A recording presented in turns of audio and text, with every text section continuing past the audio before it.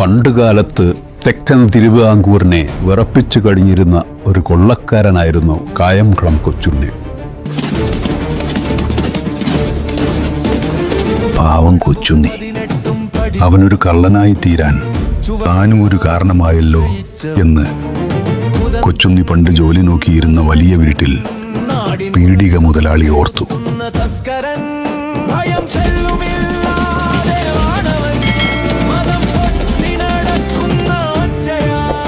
ഒരു ദിവസം സന്ധ്യയോടടുത്ത സമയത്ത് ഏവൂർ ക്ഷേത്രത്തിലെ ശാന്തിക്കാരൻ കുറെ ശർക്കര വാങ്ങാനായി പണവും പാത്രവും കൊടുത്ത് ഒരാളെ പീടികയിലേക്ക് അയച്ചു. ആ സമയത്ത് പീടികയിലുണ്ടായിരുന്ന ശർക്കര മുഴുവൻ തീർന്നിരുന്നു. മുതലാളിയുടെ വീട്ടിലുള്ള ചാടിയിൽ ആവശ്യത്തിനു ശർക്കര ശേഖരിച്ചിട്ടുണ്ടായിരുന്നു. വീട് പീടികയുടെ അടുത്തു തന്നെയായിരുന്നു. വീട്ടിൽ നിന്നും കുറച്ച് ശർക്കരയെടുത്തു കൊണ്ടുവരാനായി മുതലാളി കൊച്ചുണ്ണിയെ അയച്ചു.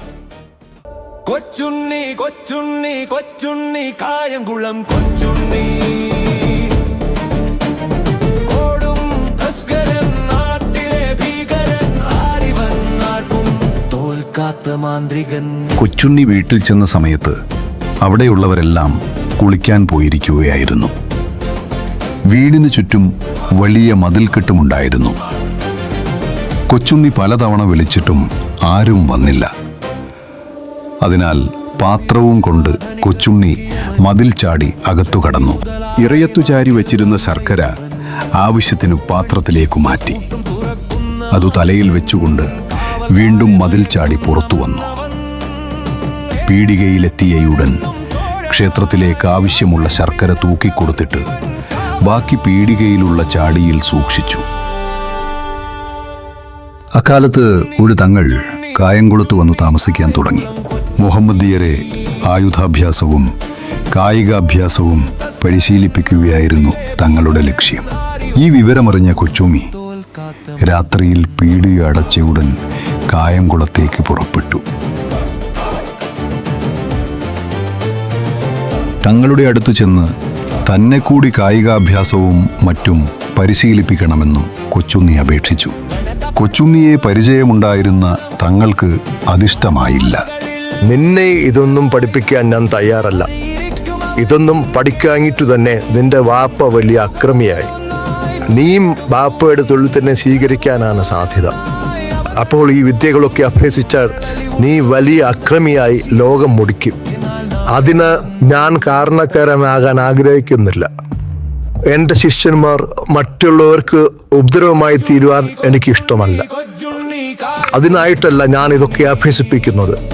ശത്രുക്കളിൽ നിന്നുണ്ടാകുന്ന ആപത്തുകളിൽ നിന്നും രക്ഷപ്പെടാനാണ് ഇത് പഠിപ്പിക്കുന്നത്. അതിനാൽ ഈ വിദ്യകളൊന്നും നിന്നെ അഭ്യസിപ്പിക്കുകയില്ല. തങ്ങളുടെ വാക്കുകൾ കേട്ട് കൊച്ചുണ്ണിക്ക് വലിയ വിഷമം തോന്നി. എങ്കിലും തൻ്റെ അഭിലാഷം കൊച്ചുണ്ണി മനസ്സിൽ നിന്നും തൂത്തെറിഞ്ഞില്ല. രാത്രി കാലങ്ങളിലാണ് തങ്ങൾ തൻ്റെ ശിഷ്യന്മാരെ വിദ്യകൾ അഭ്യസിപ്പിച്ചിരുന്നത്. അത് കൊച്ചുണ്ണിക്കും പ്രയോജനപ്പെട്ടു. അത്താഴം കഴിച്ചിട്ട് കൊച്ചുണ്ണി ആരുമറിയാതെ കായംകുളത്തെത്തിച്ചേരും. തങ്ങളുടെ കളരിക്കു സമീപം ഒരു സ്ഥലത്ത് ഒളിച്ചിരുന്നു കൊച്ചുണ്ണി വിദ്യകളെല്ലാം കണ്ടുപഠിക്കും. നേരം വെളുക്കുന്നതിന് മുമ്പ് പീടികയിൽ മടങ്ങിയെത്തുകയും ചെയ്യും. ബുദ്ധിശാലിയായിരുന്നതിനാൽ കൊച്ചുണ്ണി മിക്ക വിദ്യകളും ആരും പഠിപ്പിക്കാതെ തന്നെ വശമാക്കി. അങ്ങനെയിരിക്കെ ഒരു ദിവസം കൊച്ചുണ്ണി ഒളിഞ്ഞിരിക്കുന്നത് ഒരാൾ കാണാനിടയായി.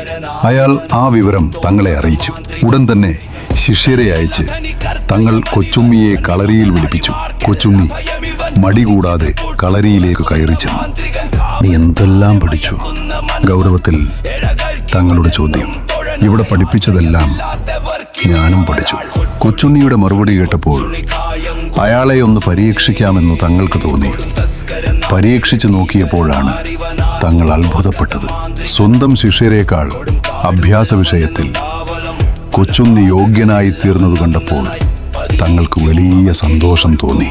ഇത്രയും ബുദ്ധിമാനായ ഇവനെ ശരിയായി അഭ്യസിപ്പിക്കുകയാണ് വേണ്ടതെന്ന് തങ്ങൾ നിശ്ചയിച്ചു. ഇനി മുതൽ നീ ഒളിച്ചും പാത്തുമൊന്നും നിൽക്കണ്ട, കളരിയിൽ വന്നോളൂ. നിന്നെയും ഒരു ശിഷ്യനായി കരുതി ഞാൻ വിദ്യകൾ പഠിപ്പിക്കാം. തങ്ങളുടെ അനുവാദം കിട്ടിയതോടെ കൊച്ചുണ്ണിക്ക് സന്തോഷമായി. അടുത്ത ദിവസം മുതൽ എല്ലാ രാത്രികളിലും കൊച്ചുണ്ണി തങ്ങളുടെ കളറിയിൽ നിന്ന് വിദ്യകൾ അഭ്യസിച്ചു തുടങ്ങി. വെട്ട്, തട, ഓട്ടം, ചാട്ടം, മറച്ചിൽ, തിരിച്ചിൽ മുതലായവ കൊച്ചുണ്ണി അവിടെ നിന്ന് അഭ്യസിച്ചു. കുറച്ചു ദിവസത്തെ അഭ്യാസം കൊണ്ടു കൊച്ചുണ്ണി ഒന്നാന്തരം ഒരു അഭ്യാസിയായി തീർന്നു. കൊച്ചുണ്ണിയുടെ അസാധാരണമായ ബുദ്ധി സാമർഥ്യം കണ്ട് തങ്ങൾക്ക് വലിയ തൃപ്തിയുണ്ടായി. തനിക്കറിയാമായിരുന്ന കൺകെട്ട്, ആൾമാറാട്ടം തുടങ്ങിയ ജാലവിദ്യകളും തങ്ങൾ കൊച്ചുണ്ണിക്ക് പഠിപ്പിച്ചു കൊടുത്തു. മറ്റു ശിഷ്യന്മാരെ ഒന്നും അഭ്യസിപ്പിക്കാത്ത ആ വിദ്യകൾ കൊച്ചുണ്ണിക്ക് മാത്രം പഠിപ്പിച്ചു കൊടുത്തത് തങ്ങൾക്ക് അയാളോട് തോന്നിയ സന്തോഷവും വാത്സല്യവും നിമിത്തമാണ്. എല്ലാ വിദ്യകളും അഭ്യസിച്ചു കഴിഞ്ഞപ്പോൾ കൊച്ചുണ്ണി യഥാശക്തി ഗുരുദക്ഷിണ നൽകി അദ്ദേഹത്തിന്റെ അനുഗ്രഹവും വാങ്ങി അവിടെ നിന്ന് പിരിഞ്ഞു പോന്നു. പിറ്റേ ദിവസം കൊച്ചുണ്ണി മതിൽ ചാടി ശർക്കര കൊണ്ടുപോയ വിവരവും തങ്ങളുടെ അടുക്കൽ നിന്നും വിദ്യകൾ അഭ്യസിച്ച രഹസ്യവും മുതലാളി അറിയാനിടയായി.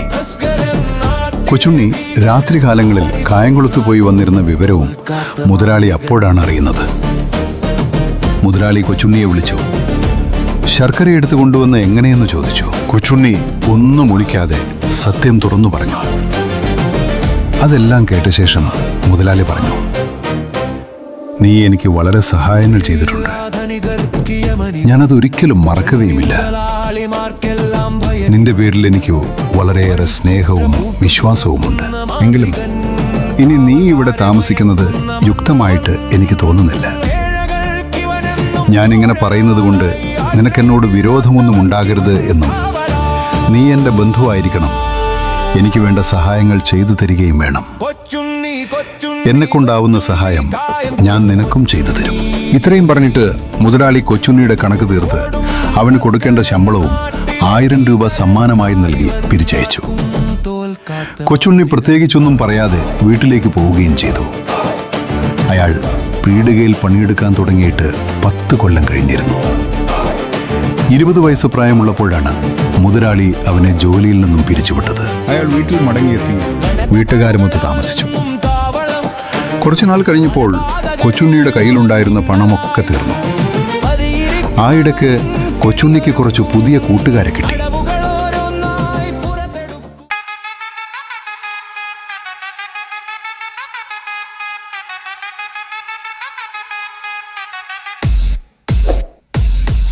അവരെല്ലാവരും ചേർന്ന് ഒരു കച്ചവടം ആരംഭിച്ചു. അന്യദേശത്തു നിന്നും വ്യാജ ചരക്കുകൾ വാങ്ങി കായംകുളത്തെത്തിച്ച് അത് മറിച്ചു വിൽക്കുക. അതുവഴി എളുപ്പത്തിൽ വൻ ലാഭം ഉണ്ടാക്കുക. അതായിരുന്നു അവരുടെ കച്ചവടം. ചുരുക്കി പറഞ്ഞാൽ കള്ളക്കടത്ത്.